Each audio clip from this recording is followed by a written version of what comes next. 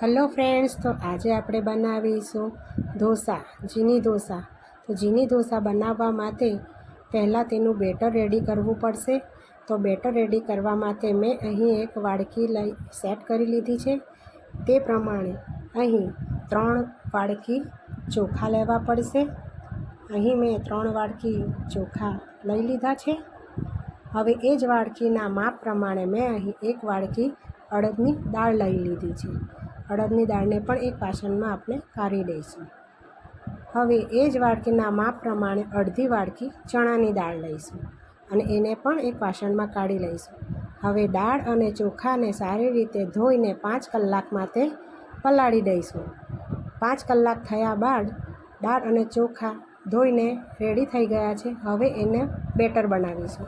તો એક મિક્સી જારમાં મેં અહીં ચોખા લઈ લીધા છે, એનું બેટર બનાવી લીધું છે અને એક વાસણમાં આપણે ટ્રાન્સફર કરી દઈશું. હવે ચોખાના બેટરને આપણે એક વાસણમાં કાઢી લીધું છે. હવે એ જ પ્રમાણે દાળ અને ચોખાનું મિશ્રણને પણ બાઉલમાં લઈ લઈશું અને એને પણ ગ્રાઇન્ડ કરી દઈશું અને એને પણ એ ડબ્બામાં કાઢી લઈશું. દાળ અને ચોખાના મિશ્રણને સારી રીતે મિક્સ કરીશું, હલાવીશું અને ડબ્બો ઢાંકીને 8 કલાક આથમવા દઈશું. હવે આ બાજુ ઝીની ઢોસાની તૈયારી કરી લઈશું. એના માટે મેં અહીં પનીર, વેજીટેબલ્સ, મસાલા, કોથમીર, ચીઝ, શેઝવાન ચટણી લીધી છે. તો એ માટે આ બાજુ એક પેન ચડાવી દીધી છે. હવે એ પેનમાં આપણે બધા જ વેજીટેબલ 1 બાય 1 નાખી દઈશું. તો તેલ ગરમ થઈ ગયું છે. હવે એની અંદર કેબેજ, કેરટ, કેપ્સિકમ,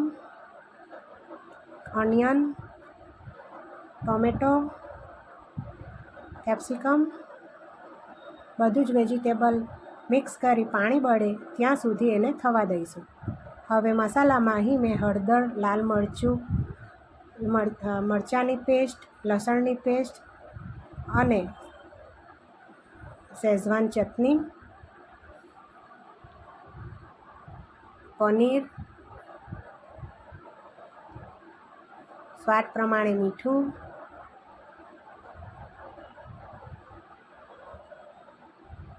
થોડો મેયોનીઝ નાખીશું જેથી એનું ટેક્સચર એકદમ ક્રીમી લાગે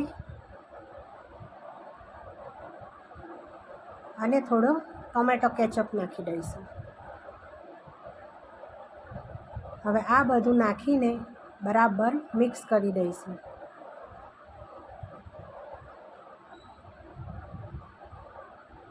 ફ્રેન્ડ્સ, આ રેસીપી જરૂરથી ટ્રાય કરજો, બહુ સરસ લાગે છે.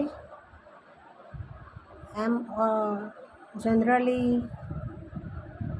ઝીની ઢોસાની ઉપર બધું વેજીટેબલ નાખીને બનાવવામાં આવે છે, પણ મેં અહીં ફ્રાય પેન પર ઢોસો બનાવવાની છું, એટલે એના માટે જો ઉપર વેજીટેબલ નાખવામાં આવે તો ઢોસો પોચો પડી જાય છે. એટલા માટે આ રીતે વેજીટેબલ રેડી કરી નાખ્યું છે. હવે આપણે ઢોસાનું ખીરું રેડી થઈ ગયું છે. હવે 2 ચમચા બેટર નાખી એને સ્પ્રેડ કરવાનો છે. આ રીતે જ્યાં સુધી સ્પ્રેડ થાય ત્યાં સુધી કરવાનો છે. હવે એને થોડો થવા દઈશું. થોડો થાય એટલે એમાં આપણે બટર નાખીશું અને બટરને પણ સ્પ્રેડ કરી દઈશું.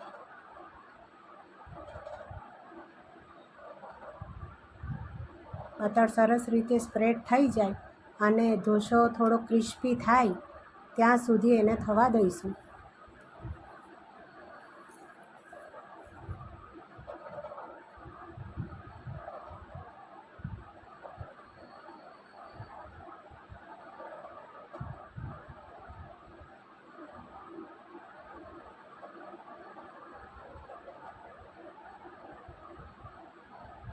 હવે ઢોસો ક્રિસ્પી થઈ ગયો છે. હવે તેના ઉપર જે આપણે વેજીટેબલ રેડી કર્યું છે એને સ્પ્રેડ કરી દઈશું. સારી રીતે સ્પ્રેડ કરવાનું છે. બધી જગ્યાએ ફેલાય એ રીતે સ્પ્રેડ કરી દેવાનું છે. આ રીતે સ્પ્રેડ કરી દીધા પછી એની ઉપર ચીઝ સ્પ્રેડ કરીશું. નાના બચ્ચાઓને તો ચીઝ હોય એટલે મજા જ પડી જાય. જો ચીઝ તમે નાખીને આપો તો બચ્ચાઓ દરેક આઈટમ ખાઈ લે છે. હવે આ ઢોસાને આપણે રોલ કરી દઈશું. સાચવીને કરવું પડશે. હાથથી કરશો તો થોડું દજાશે, તો એના માટે એક ફોક લઈ લીધી છે અને એની મદદથી મેં રોલ કરી દીધો છે. જો રેડી થઈ ગયો છે ક્રિસ્પી ઝીણી ઢોસો. હવે એની ઉપર થોડું બટર એપ્લાય કરીશું અને ગરમા ગરમ ઝીણી ઢોસો રેડી છે. હવે એને પ્લેટમાં કાઢી લઈશું અને સર્વ કરીશું. તો મારો આ વિડીયો તમને ગમ્યો હોય તો જરૂરથી લાઈક અને શેર કરજો અને હા, સબસ્ક્રાઈબ પણ કરજો. Thank you.